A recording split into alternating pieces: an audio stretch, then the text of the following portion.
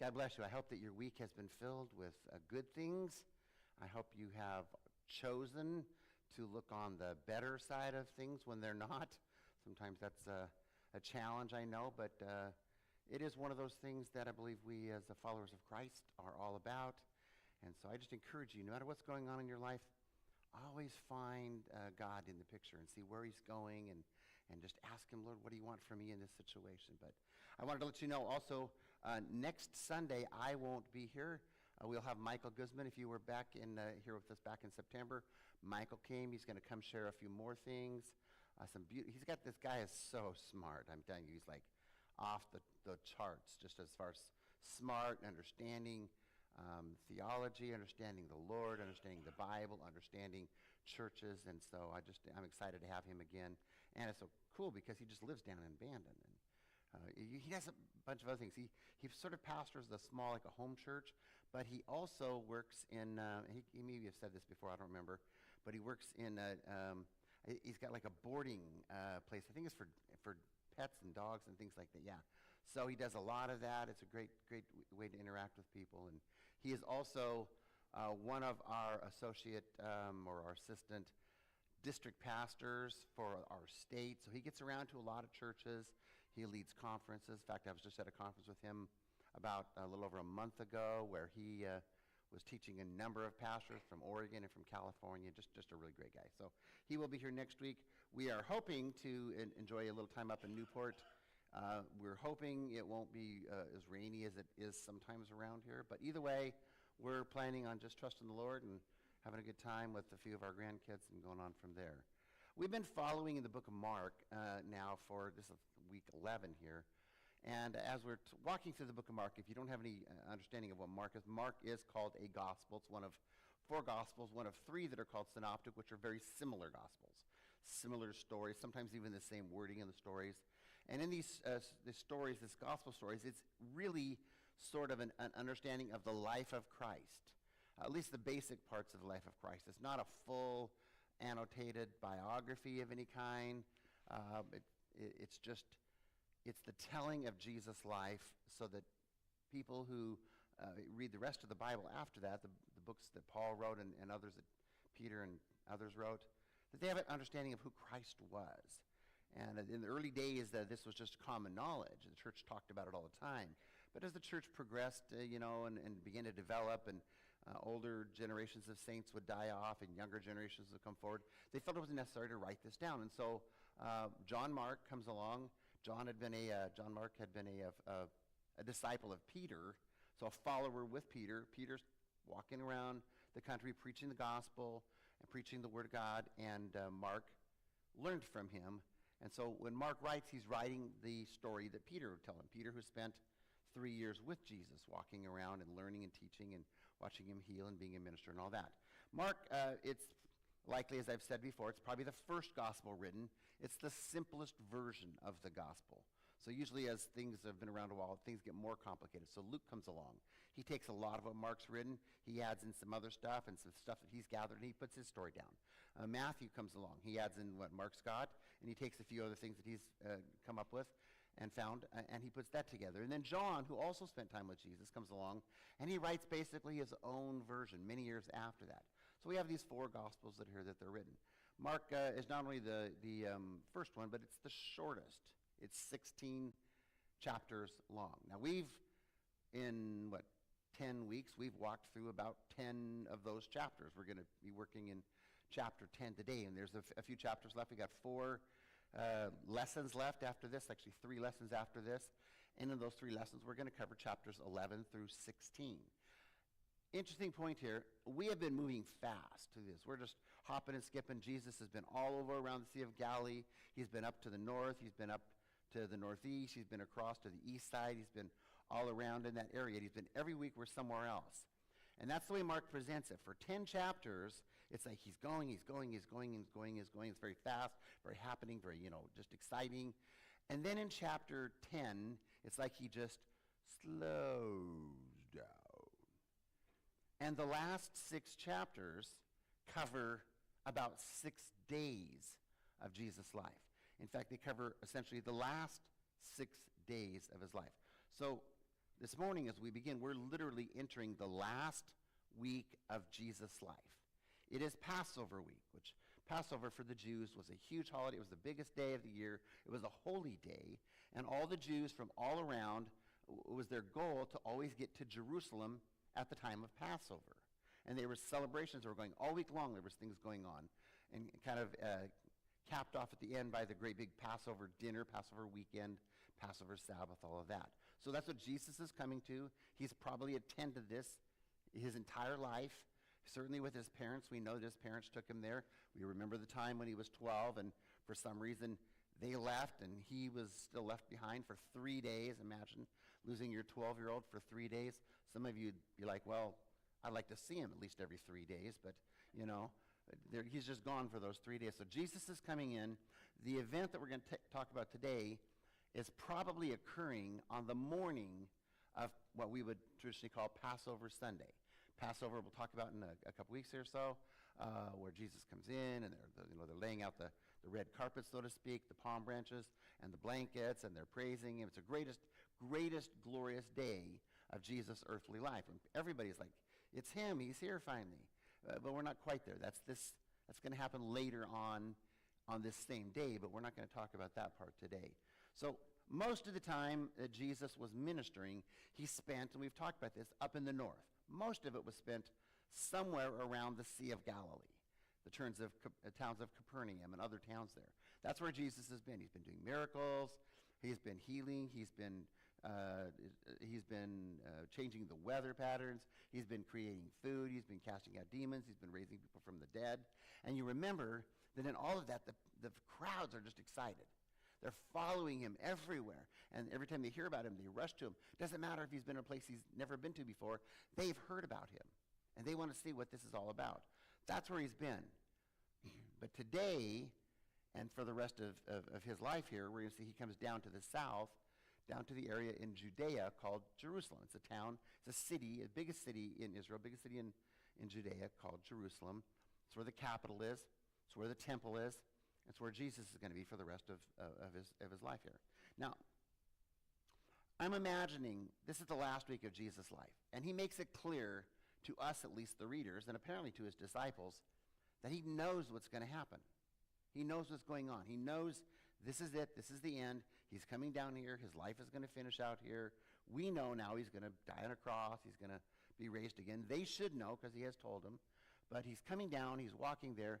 And I'm trying to think, in my head, if I knew this is the last week I'm going to be with this group of guys that I've raised for 3 years.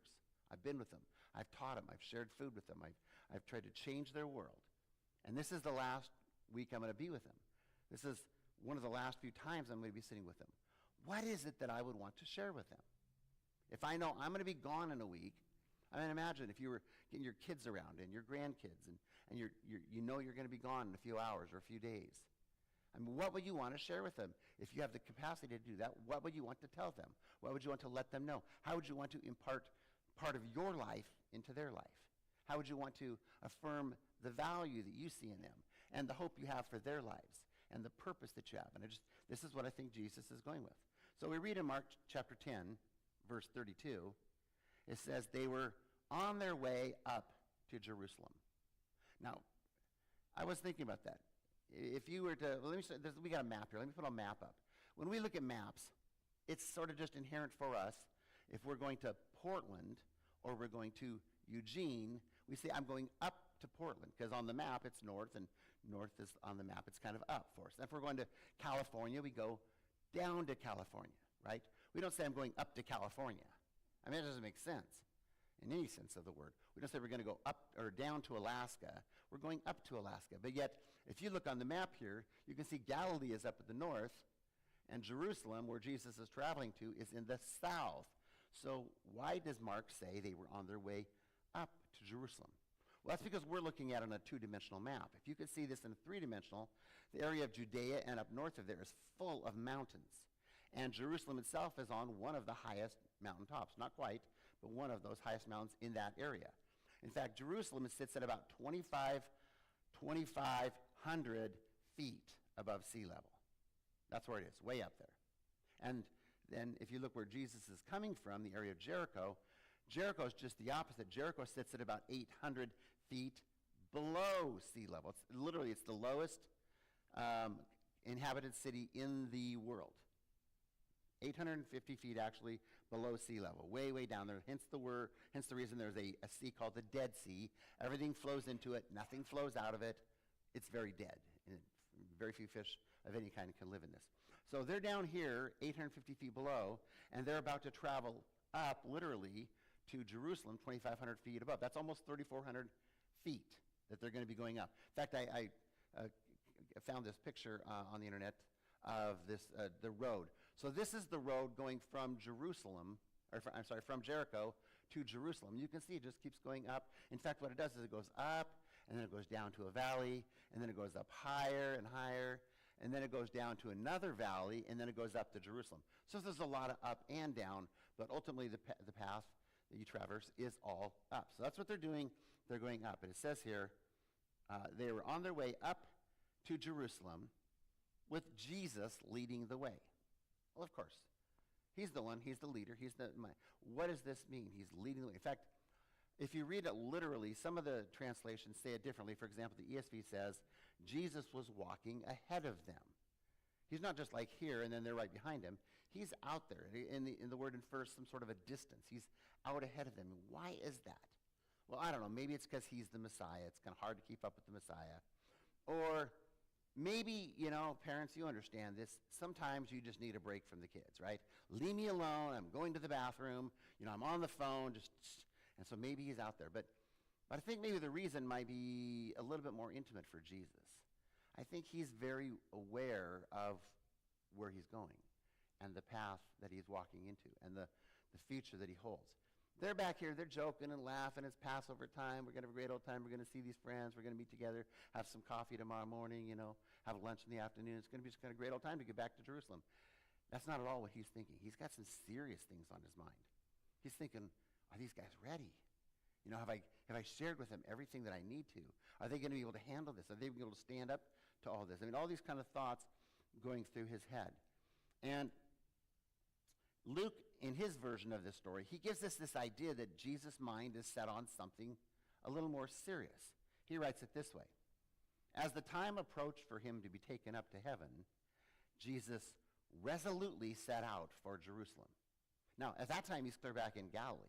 But at that moment, he made up his mind that this is his focus, this is his goal, this is where he headed. Some of you have known times like that in your life. A lot of things going on, but you make up your mind, and you're just moving forward. Nothing's going to get in your way. Nothing's going to happen. He is determined. He's got this absolute conviction. I love again what the ESV says. It says literally, he set his face to go to Jerusalem. He set his face. There's this physical aspect, like he's going to be looking all kinds of directions. He's going to be doing all kinds of things. He's got a lot of other things in the middle, but there is this determination. Now hold on to that thought. He set his face, because in just a minute we're going to come back to an Old Testament prophecy that sort of reflects that thought as well. This is the trip that Jesus has done, like I said, dozens of times, every single year. His family did it. After his family, he's done it with his disciples. He's come up there every year. It's a big deal, and this is his last time to do that. And tradition was, when the Jews were in this last leg of the journey, or even sometimes before that, they would sing. There were certain psalms that they would sing, and these songs were called the songs of ascent. Think about that, ascent, because they're ascending. Even if they're not physically going up, there's this idea that they're ascending to the mount of the Lord. That's where Jerusalem was. That's where the temple was. They're ascending in these psalms from Psalm 120 all the way to 134. They're singing these kinds of songs. And so maybe these songs are going through Jesus' head. Maybe even the disciples are behind him, singing some of those songs. And he's hearing those, and maybe he's singing them in his heart, but he's got a different thought process. He's thinking about what these songs are really about. They're about him. They're about what he's going to do. They're about the sacrifices that he's going to make. Maybe he's thinking about the songs of the servant that Isaiah writes about. And he writes like 4 different songs of this servant. We're familiar more with the song of the suffering servant. By your stripes I am healed, all that kind of stuff. But there's 4 different songs here. Maybe he's thinking about that. And those songs in Isaiah are about him as well. And he remembers that. He knows that. They're written for him. They're written about him, but they're written 700 years before he would come. And the people have been waiting for these songs to be fulfilled. For example, Isaiah 50, verses 6. And this is the one I told you we'd come back to in just a minute. He says, I offered my back to those who beat me, my cheeks to those who pulled out my beard. I did not hide my face from mocking and spitting. Because the sovereign Lord helps me, I will not be disgraced. Now watch. Therefore have I set my face like flint, and I know I will not be put to shame. 700 years before Jesus, Isaiah is writing about what Jesus is deciding 700 years later, that my face is going to be set like flint. Now, I know we're in an age where, for the most part, we don't really use flint for much anymore. But flint is an incredibly hard stone. Did you know flint is actually harder than almost all steels? It's a very, very hard. In fact, if you were trying to do old school, prepping for Survivor or something, and you got out your little piece of steel and you got out your flint, and you're running the flint on the steel, and you know what you're trying to do. You're trying to get a spark there. What actually happens is that flint is shaving off a piece of that steel and creating a spark, because the flint is stronger than that. And Jesus, in Isaiah's words here, says, I have set my face like flint. It's that solid. It's that hard. And that's what I think Luke is talking about here when he says he set out resolutely for Jerusalem. He set his face to go to Jerusalem. See, Jesus has this unwavering determination. He is convinced. It is absolute. He is there. He says, that's why I'm here. There's no other plan for me. I didn't come just to do little miracles. I didn't come just to teach little stories. I didn't come just so people could feel better. I came to change people's lives forever. I came to change the world forever. And no matter what comes, no matter what's against me, and these are real words that he's thinking about because he knows what he's facing, no matter what it is, this is where I'm going. This is what I'm going to do. He says in John 6, he says this, for I have come down from heaven not to do my will. Oh, that'd be so nice, wouldn't it? I just come to do what I want. I got all the power. I'm just going to have a nice life.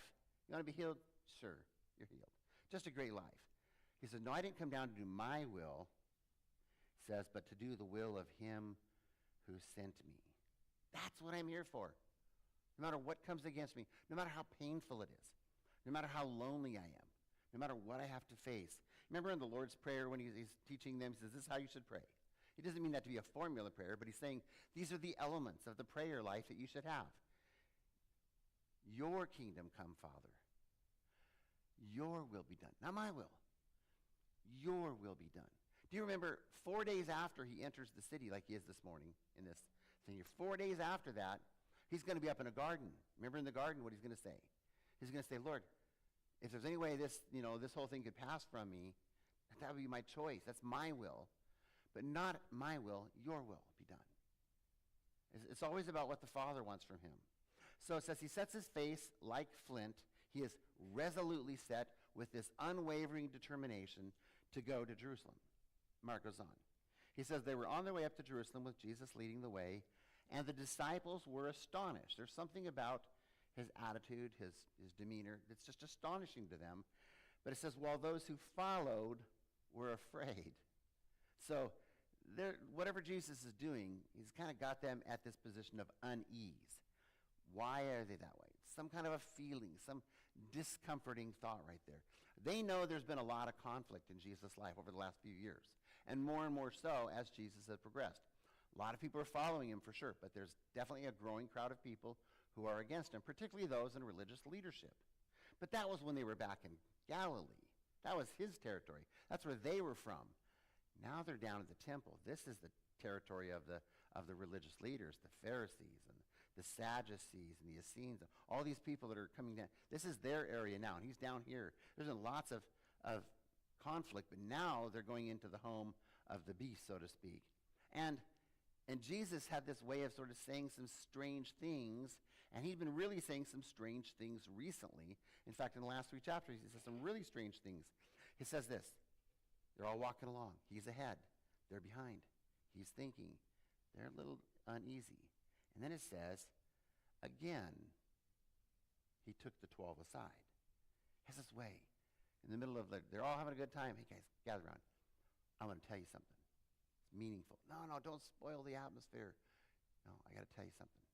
Again, he took them aside and told them what was going to happen to him. Now, he says, what's going to happen to him? You and I know what's going to happen to him. We get that. But they apparently don't, because he has to continue telling them. In fact, this is the third time he's told them in the last 3 chapters that he's going to suffer, that he's going to die, that he's going to be buried, and that he's going to be resurrected. In fact, if you're Peter, James, or John, they were with him another time, and he tells them a 4th time as well. But they're not quite getting it. They're not putting all the pieces together. And I'm not sure why, but it's possible because he sort of couches what he says in these different terms. He never says, for example, they're going to beat me. They're going to kill me. I'm going to be crucified. I'm going to die. I'm going to raise again. He uses this concept of the third person. And he always talks about himself in the book of Mark as the third person. And the title he uses is that favorite title for himself that he gives, the Son of Man. So here he is. He's talking to these disciples. He's pulled them aside. And here's what he tells them. We are going up to Jerusalem. He said, and the Son of Man will be delivered over to the chief priests and the teachers of the law. They will condemn him to death, and they will hand him over to the Gentiles, who will mock him and spit on him, flog him, and kill him. 3 days later, he will rise. Now, that's pretty clear from our perspective. We go, okay, yeah, obviously he's talking about himself. But there was something about the way he said it that it just never didn't quite get it, because he's the Messiah, and obviously you can't kill a Messiah. I mean, he's got to be around for things to kind of come together. And yet this is exactly what is happening. He's telling them, the Son of Man is going to do this, the Son of Man is going to do that, and they don't quite get it. The third time, as I said, that he's told them this. Way back in chapter 8, he says this to them. It says he spoke plainly to them. Here's what's weird. He tells them plainly that he's going to die and he's going to be raised from the dead. And right after it, it's funny, it says these disciples got together and began discussing what it means to be raised from the dead. What could that mean? Raised from the dead. Maybe it's metaphoric. Maybe, it's like things are going to kind of die down a little bit. We're going to come back, Maybe it's really not about a person. Maybe it's about a movement. And, maybe raised from the dead. What does that mean? It sounds like maybe it just means raised from the dead. And again, he comes back later and says that he's teaching them. He's teaching his disciples exactly all these things. And every time he says, I'm going to be beaten, I'm going to die, I'm going to be raised from the dead. And they're not quite getting it. So here's this going on. They don't know what it means. They don't understand it, but they're nervous about it. Something's troubling them about all of this. And then, in the midst of all this tension going on, all these confusing words, but at that time, something happens, which is very interesting. It says, then, verse 35, James and John, the sons of Zebedee. By the way, a little quiz here. Jesus gave James and John another name. Do you remember what it was? James and John, sons of thunder. I don't know what stopped that. Maybe they had beans for dinner one night, and it's like, okay, this is going to be sons. I don't know. I don't have a clue. Maybe not. Or maybe it's because these guys are just bold, and they just come forward. And this particular incident here sort of makes me think that's the reason why. That they get, people like this, right? They get a thought and right out, right? It just, nothing stops them. They don't even think about it. And you go, he said that. So here's James and John. James and John, the sons of Zebedee, the sons of thunder, came to him and they said this, Teacher, we want you to do for us whatever we ask. Parents, if your kids came to you and they said, Mom, Daddy, I need you to do whatever I ask you to do, what's your first clue that you're going to say no? No. Just the fact you said whatever you want? No, sorry, honey, ain't happening. Don't even ask. Just the fact that you asked me to answer that question, it's a no, right? Isn't that how we pray sometimes, though? We come to God, we need you to bless this person. We need you to help this person. We need you to heal this person. We need you to give me this job or make this paycheck be enough. And we've got all these prayers. They're all about me. You kind of need to do this for me, God. I mean, I do go to church, and then I help out where I can. And I'm a nice person. I'm basically a good person. So, God, I just need you to do kind of whatever I'm going to pray to you here, right? And as parents, we would be like, sorry, it's just a no. Don't even ask. It's just going to be a no. But that's not how Jesus is. Because Jesus turns to him and he says, what do you want me to do for you? What is it, John? What is it, James? What do you want me to do for you? He wants to know, genuinely. And so they replied, let one of us sit at your left, one of us sit at your right, in your glory. And I just imagine they're coming up to Jesus. He's up ahead of them. And it's like, John, let's go. They come up, and one's here on the left walking with Jesus. One's here on the right. Jesus, we need you to do whatever we ask. You know us. We've been with you all along the way. You're your inner circle. So whatever.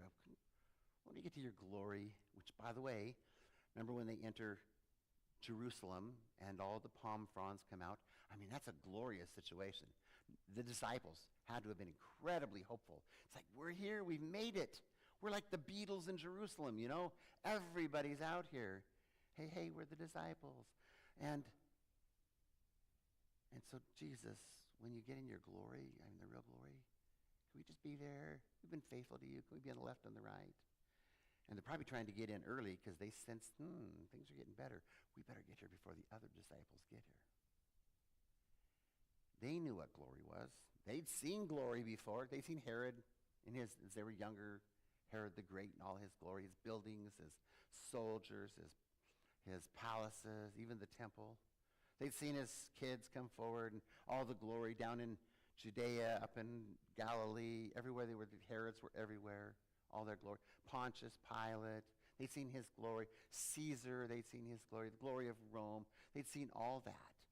And if he's the Messiah, I mean, that's bigger than all this. There's going to be some serious glory. So Jesus, can we just be part of that? We'll just be on your left and your right. You know, it's like Jesus, James, and John with the 3 J's. We can just be something really cool. Wouldn't that be good? Here's what's interesting. And they didn't know this. But Jesus' glory was the cross. He's not thinking about glory in the way they are. Oh, there would be someone on his right and on his left. But it wouldn't be James and John. It'd be 2 thieves. And they wouldn't be on thrones. They'd be on crosses. Jesus says, you don't know what you're asking. You're thinking about glory all wrong. You're thinking about this end a lot. You don't get it. You don't know what you're asking, Jesus said. And then he says this, can you drink the cup I drink? Or be baptized with the baptism that I'm baptized with? The cup. And the baptism, I'm going to have a cup. I'm going to drink from a cup. I'm going to have a baptism. Can you do that? And I know they're thinking, we've drank from cups before with you. We've been baptized before. Jesus, no, it's not like that. See, when we hear the word cup, I think we usually think cup of blessing. Because we use like, my cup overflows. That's Psalm 23, right? My cup overfloweth. We love it when our cup overflows with goodness. Sometimes our cups are overflowing with the things we got to do, right? But we like it when the cup of blessing is just coming, and it rains, and it pours, and it all comes in. That's the cup we like, but that's not the cup Jesus is talking about. Jesus is talking about, and the way the Old Testament talks about this often, is the cup of wrath, the cup of judgment, the cup of punishment. Isaiah writes this, awake, awake, rise up, Jerusalem, you who have drunk from the hand of the Lord the cup of his wrath. You who have drained it to its dregs, the goblet that makes people stagger. Jerusalem, look what you're doing. You're drinking judgment upon yourself. In our world, we might say, you're drinking antifreeze. That is not going to satisfy you. That's going to kill you. It's going to be a painful death. You can't do that. You are drinking punishment on yourself. And some of you are thinking, that's what I don't like about the Old Testament, right? It's full of all this judgment stuff. But the Old Testament is full of grace. Let me show you, because 4 verses later in Isaiah, we read this. This is what your sovereign Lord says. Yeah. Why are you drinking from this cup? It's not for you. Here's what he says. Your God who defends his people. There's grace. See, I have taken out of your hand the cup that made you stagger. From that cup of the goblet of my wrath, you will never drink again.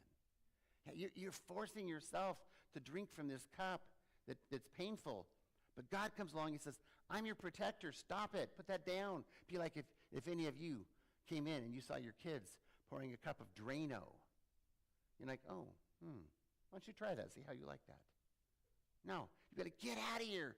Give me that. You'd be taking it out and dumping it down the drain where it belongs. So God says, I'm taking the cup from you. I'm going to drink that cup. You don't have to drink that cup. 4 days later in Jesus' life, 4 days after John and James asked this question, Jesus is going to sit with James and John and the other disciples at a table. He's going to give them some bread. He's going to give them a cup. And do you remember what he says? He says, this cup is the new covenant in my blood. It's a different cup. It's not the cup of judgment. It's not the cup of wrath. It's the cup of grace. It's the cup of hope and of promise. And then later that night, he's going to be in the garden. And he's going to pray his most intimate prayer. And when he's praying that prayer, he's going to say this prayer 3 times in the hour or so that he's there. 3 times. He's going to be praying to his Father. He's going to say, Father, if this cup of wrath and of pain and of judgment, if this cup can be taken away from me, please, but not my will, but yours. None of us would choose to drink from that cup. Not willingly, not openly, not honestly. Jesus didn't want that cup either, but he knew it was necessary. So he submits himself to the will of the Father. He says, Father, take this cup from me. I don't want it, but I trust you. The reality is, with James and John, even if they could have drunk from that cup, which they couldn't, they didn't have the ability to. Because it takes a sinless life to drink that cup, to bear that pain, punishment. Excuse me. Now, we don't hardly have time to go into the second thing that Jesus said today, but this baptism. Can you be baptized with the baptism that I'm baptized with? When he says that, they're thinking, well, yeah, of course. In fact, John, before he came with Jesus, remember where John was a disciple of John the Baptizer, who baptized Jesus. So John had not only been baptized by John, he had probably assisted in the baptism with Jesus. He had assisted in hundreds of baptisms, maybe thousands of baptisms. So he had the understanding of what a baptism was all about. So John's thinking, yeah, James been out fishing, but I'm a baptizer too. I can do this. I can get this whole baptism down. But the baptism Jesus is talking about is the baptism of sorrow. It's interesting, I think, that Jesus' ministry is sort of bookended by these baptisms. And they're exact opposites. On the front side of Jesus' ministry, he shows up, John baptizes him, and right after he's baptized, remember what happens? The Father speaks. His heavens opened up, and the Father's voice speaks, and he says, this is my Son, with whom I am well pleased. Jesus hasn't done anything yet. No healings, no miracles, no teachings, no disciples. But his Father says, I'm just pleased with him. He pleases me. And then at the end of his life, Jesus is on the cross. And there's a different baptism, this baptism of sorrow. And he says, my God, my Father, why have you forsaken me? The Father who says, this is my Son, I love him, I'm well pleased. At the end, it's the Son saying, where are you? Why aren't you here? Because at that moment, he's bearing the sin of the world, which God cannot look upon. Luke writes this, And Jesus in this text here is talking about what's going to happen, about the suffering, the death, the cross, all that. And he says this, I have a terrible baptism of suffering ahead of me, and I'm under a heavy burden until it's accomplished. This is not fun and games for Jesus. I'm going to be baptized, but it's not the kind of baptism anybody ever wants. I'm going to be baptized with suffering, with pain, with loneliness. I'm literally going to be submerged in this. That's what baptism means. It literally means immersion. In fact, that's how we practice it, right? We immerse people. Maybe you were like I was when I was a baby, baptized in the Lutheran church when they sprinkled it on me, you know. No, that's not what baptism in the Bible is talking about. There's no pouring of water on somebody when they're baptized. It's an immersion, baptizo, immersion. Jesus says, I'm underwater. I'm drowning from this. And I always wondered when he's saying this, if he's kind of referring back to David's words when David writes in the Psalms, save me, O God, for the waters have come up to my neck. I sink in the miry depths where there's no foothold. I've come into the deep waters. The floods engulf me. I'm drowning. There's this beautiful thought as I have read these here that just occurred to me as I was studying this week. Jesus, he tells us, take the cup, and he tells us to be baptized. But there's this beautiful thing that happens because Jesus takes the cup of suffering so that we can take the cup of grace. Jesus is baptized in the baptism of sorrow so that we can be baptized in a baptism of eternal life. Just this beautiful picture of these two. So Jesus is with James and John. They say, hey, can we be on your right? Can we be on your left? Come on, we're your guys. Jesus is like, you don't get it. You don't understand. The cup and the baptism, you can't take this on. It's something I have to do. It's a little bit like Lord of the Rings. Frodo's got to take the ring. Nobody else can do it. Everybody else wants to help it, but it has to be this little guy. Jesus says, it's got to be me. And apparently the other disciples are like, what's going on up there? What's James and John saying to Jesus? What's this about? And then they start to put it together because there's been a lot of talk already. They've already had arguments among them about who's the greatest, right? And so it says, when the 10 heard about this, they became indignant with James and John. What? What do you guys think? You're better than everybody, that you should be able to do this? I'm thinking they probably are mostly indignant because they didn't think of it first. You know, it's like, what? I can't believe he did. I was going to do that. But there's this fighting going on in this back. Parents, you understand this, right? You're driving somewhere in the car. You got 3 of your kids in the back or grandkids, and fights break out over stupid things. They're whining. I'm not whining. Look up what whining means, okay? They're fighting. Give me this. He had this. He hit me. He touched me. She's sitting by me. It's just over and over. And you're finally like, listen, if I have to stop this car, you know, and you come up with all kinds of things which you're never going to do, but sometimes you say them. I should imagine that's how Jesus is. Guys, seriously, 3 years we've been together. I've taught you and I've shown you exactly what this kingdom thing is all about. Of anybody out there, you should get it. And now you're fighting over who's the greatest and who gets to sit by me and who gets to be part of the glory. Knock it off. And then it says in verse 42, Jesus called them together because he's so patient. Some of you parents, you feel all those things, but then you pull your kids together. You're like, okay, guys, listen. That's where Jesus is. He called them together and he said, you know that those who are regarded as the rulers of the Gentiles, they lord it over them, and their high officials exercise authority over them. You see it every day, he says. You watch the soldiers. They're in charge. They tell you what to do. But then their boss, the centurions, they come along, and they tell the soldiers what to do.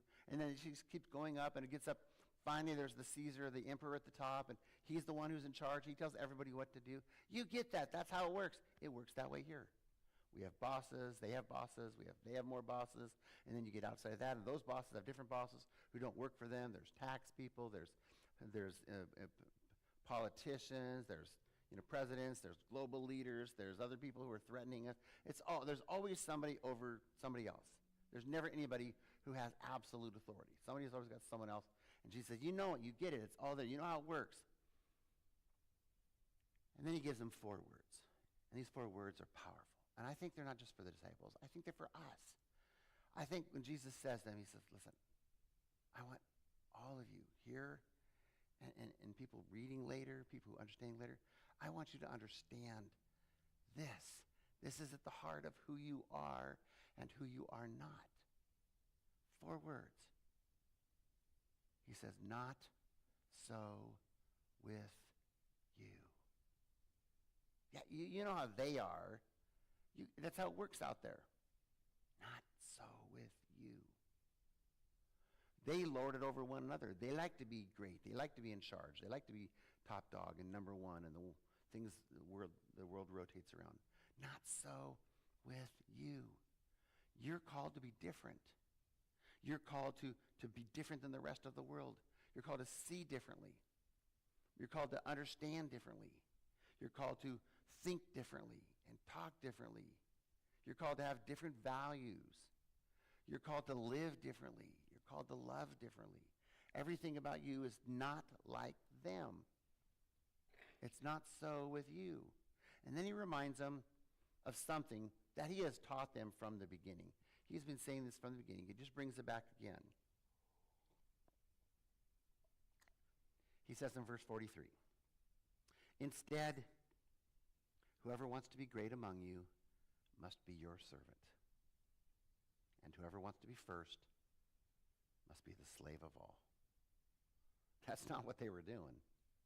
No, they wanted to be great. They wanted to be the greatest. Jesus says, that's what I want. I want you to be great. I want you to be great. I want you to be great. I want you to be awesome, stupendous, incredible, memorable. I want you to be huge. I just want you to understand that the kingdom standard for greatness is service. It's not how much you get or how much you lord it over other people. It's about how well you serve, about how well you give, about how well you love. It's thinking of others. It's putting them ahead of you. It's being last. It's dying to yourself. That's what greatness is. I want that for you, but I just want you to understand that being great doesn't put you over people. It puts you under them. You choose it, and that's what makes you great. Paul later would come along, and he uses this as kind of a jump-off point for all that Jesus did as he left heaven, left the glory of heaven for a while, to come down here to become one of us, to suffer, to die, but eventually be raised up in glory again. But he starts off that little phrase in Philippians 2. He says, do nothing out of selfish ambition. That should never be your motive. Or vain conceit. Don't do it. Rather, in humility, value others above yourself. Now, we got to be careful because sometimes we think that's an action. Oh, we got to go do something for somebody. We got to go clean their house. We got to give them something. Got to help them somehow. Jesus says you got to put them above yourselves. That's a set of your mind. Yeah, okay, it may mean you go mow their lawn for free, or you go call them up and say, what can I do to help you? Or you bring them a sack of food. That may be. But it's the motive that matters, not the action. The action comes from the motive, because otherwise we do those things and it's like, okay, Jesus, I did it. Now am I great? You missed it. Jesus gives this statement. And I think this is kind of the summation of his identity and his purpose. Beautiful statement. Who he is, why he came. Some would call this statement maybe the key statement of his Gospels. What they're all about, why he's here. He says these to the disciples, He says, for even the Son of Man did not come to be served. There's that Son of Man term. This guy that's going to suffer, die, be buried, and rise again. Even he didn't come to be served, but to serve and to give his life as a ransom for many. That's what Jesus did for me. That's what he did for you, any of you, all of you. That's what he did for all of the world. He opened himself up to everybody. He did it. He didn't come here to be great. He came here to serve and to give his life as a ransom for many. Because of that, he is the greatest. Listen, friends, and this is kind of the bottom line here. I just want you to understand what Jesus just says here. This is the truest statement of love. It is the truest statement of love that you could possibly give. This is what it means to love somebody. This is what love looks like. This is how you know that someone is loving. It's not because they tell you or send you a card or give you a present. It's because they show you with their life, with their heart, with their attitude. They demonstrate that for you. Jesus says, I came out of love so that you could have life. In fact, John also says this, in quoting Jesus, greater love has no one than this, to lay down his life for one's friends. Jesus says, you're my friend. I'm going to die for you. You're my friend. I'm going to die for you. It wasn't just for his disciples. It's for everyone. For all of us. Church, listen, I think in our day and age here, we are in the midst of a global crisis. I think the crisis is this. The world out there and the people in the world have this message that says, you've got to get what's yours. You got to get yourself. You got to do it.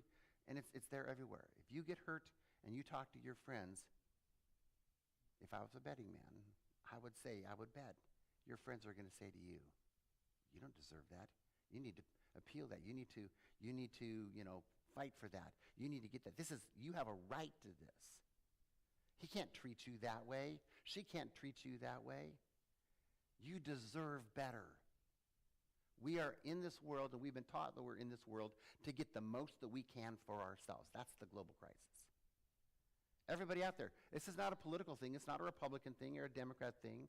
It's not a religious thing or a non-religious thing. It's just the message of the world today. Not how can I help somebody, not what can I do for someone else. How can I get what's mine? And we have more divisiveness in this country, in our United States of America, united, divided States of America, than we've ever had. More than we had during the Civil War. Do you know that? More people, more reasons, more hurt, more pain. They had clear issues, at least at that time. We don't even know what divides us. What if our greatness was defined by how much unity we can bring to people? What if we had our thoughts and our desires, but we're willing to set those aside so that we can bring unity? We can bring cohesiveness. We can bring families together, our families. We can bring our friends together. We can bring our workplaces together. We could bring our nation together. Is it possible to have two parties in the nation, two major parties that are thoroughly divided and yet still have love and respect for people? If it's not, we shouldn't be involved in any of that. But I believe it is. You can disagree with somebody and disagree with them respectfully, lovingly. Lifestyles. We have more lifestyles in our nation today than almost God himself could have imagined. Choices, values. Is it possible to be entirely on the opposite side of somebody else and to know why you're there and be godly about it and yet still love a person? Still value that person? Still respect that person? That's the job of the church. When Jesus said, I want you to be great, I want you to be the greatest, but greatness is about serving and giving and loving. I believe that's what he's talking about. See, the world is not that way. Remember, Jesus said, not so with you. You're different. Be different. In the midst of this division, I believe the church, this is the time the church has to rise and be the church. And by the way, the church is not innocent in this. God's church, even in America, has been as divisive as anything else sometimes. Not so with you, Jesus said. That's not his church. that guy's church or that guy's church, but it's not Jesus' church. Jesus says, I need you to be absolutely resolved to love and to give and to serve, whatever it takes. That's the glory I'm looking for. Amen? Father, we are grateful to you, Lord, and the model you give us. We're grateful for your sacrifice, for the words that you've given us, but mostly the life you've given for us. You took on so much. This cup that we can't possibly bear, this baptism that we can't even fathom. Lord, help us in our living, our daily lives, to be peoples of love and to give what we have, Lord, willingly, excitedly, openly, so that you can receive glory, that your glory would continue and grow amongst the people of this world. And we pray, Lord, as we go out into the world, as you bring us situations where we are uncomfortable, where we're not sure how to respond, that you just give us the ability to respond in love. We'll sort the rest out later, but respond in love right now. And we pray that you receive all the praise from these people around you. In your name we pray. Amen.